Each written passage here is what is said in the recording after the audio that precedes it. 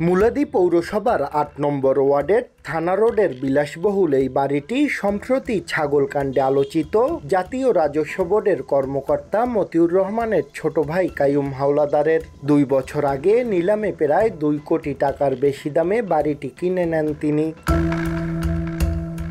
স্থানীয়রা জানান, কয়েক বছর আগে সোনালী ব্যাংক থেকে ঋণ নিয়ে সরকারি মাহমুদজান মাধ্যমিক বিদ্যালয়ের শিক্ষক শাহজাহান মাহমুদ বাদশা মিয়া পরিশোধ না করায় বাড়িটি নিলামে তোলে ব্যাংক কর্তৃপক্ষ।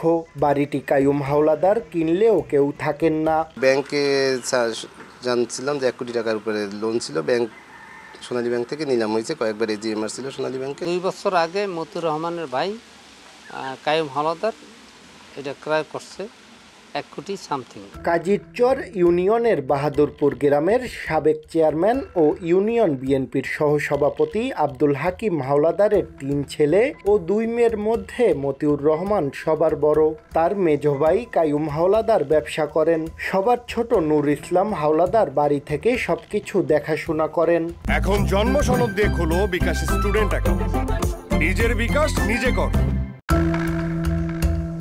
মতিউর রহমানের গ্রামে একটি দোতলা বাড়ি থাকলেও সেখানে সবসময় তালা ঝোলানো থাকে। তবে তার বাবার নামে প্রতিষ্ঠিত ৩ তলা আব্দুল হাকিম হাওলাদার হামিদিয়া রহমানিয়া মাদ্রাসা ও দোতলা মসজিদ আছে। এছাড়া Rahmania technical school and BM college ও ৩ তলা একটি ঘূর্ণিঝড় আশ্রয় কেন্দ্র নির্মাণ করা হয়েছে।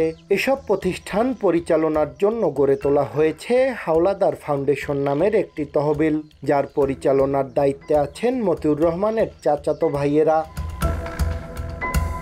স্বজনদের দাবি, পারিবারিক সূত্রে মতিউর রহমান ২০ বিঘা সম্পদ পেলেও দান করেছেন মসজিদ মাদ্রাসায়। নিজের নামে কোনো জমি জমা করেননি এলাকায়।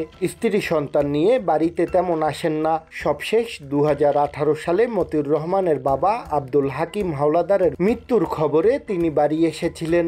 এমনকি ছাগলকাণ্ডে ভাইরাল মুশফিকুর রহমান ইফাতকেও চেনেন না তারা। ২-৩ বছর আগে শুনছি বিবাহ একটা করছে, এখন সে বিবাহ কারে করছে বা কি করছে এটা মানুষের মুখে শুনছি, এরকম তারে আমি জিজ্ঞাসা সাহস পাই না, কারণ সে আমাদের বড় ভাই। আমি যতটুকু জানি তার একটাই বিবাহ, দ্বিতীয় বিবাহ করছে কিনা এটা আমি জানি না। মতিউর রহমানকে নিয়ে সংবাদ প্রচারের পর আলোচনা সমালোচনা চলছে এলাকা জুড়ে।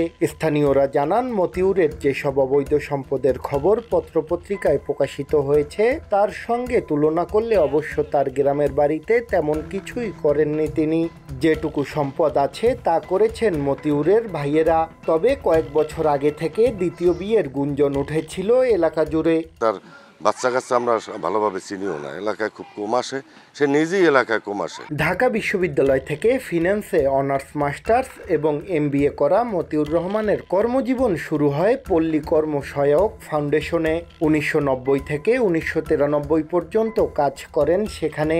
সবশেষ উপব্যবস্থাপক পদ থেকেই ১৯৯৩ সালের ১ এপ্রিল যোগ দেন কাস্টমস বিভাগে। শাকিল মাহমুদ, সময় সংবাদ, বরিশাল।